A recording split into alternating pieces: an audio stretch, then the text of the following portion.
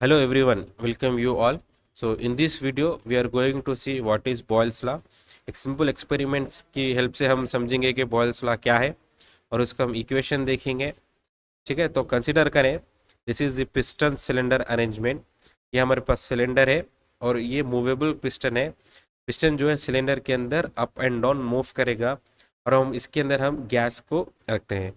So the gas molecules will move randomly in all direction और वो collides करेंगे with each other and the walls of cylinder, जिसके कारण इनमें एक प्रेशर आएगा, उसको हम अज्यूम करते हैं P1 और इसका जो वॉल्यूम है वो है V1।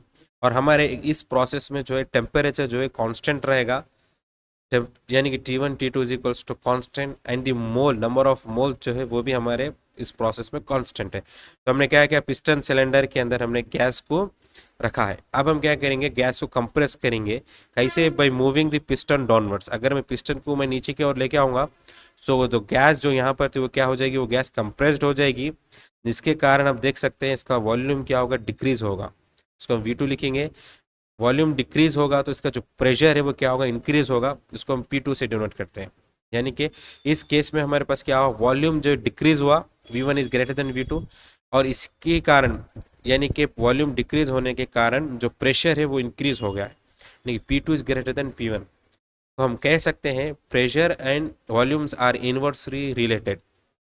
तो बॉयल्स लॉ ये कहता है the pressure of a given mass of a gas is inversely proportional to its volume at constant temperature. अगर हम टेम्परेचर को कांस्टेंट रखें तो pressure of the given mass of gas is inversely proportional to its volume, यानी कि pressure of the given mass of the gas is inversely proportional to its volume. ठीक है, फिर से एक बार मैं आपको बताता हूँ कि इनवर्स रिलेटेशन का मतलब क्या होता है।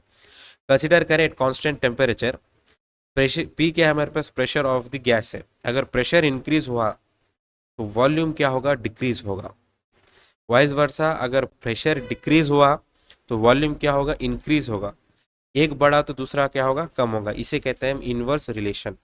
तो pressure of the given mass of the gas is inversely proportional to its volume. तो हम यहाँ से लिख सकते हैं PV is equals to constant. अगर मैं प्रोपोर्शनैलिटी के सिंबल को हटाऊं तो PV is equals to constant.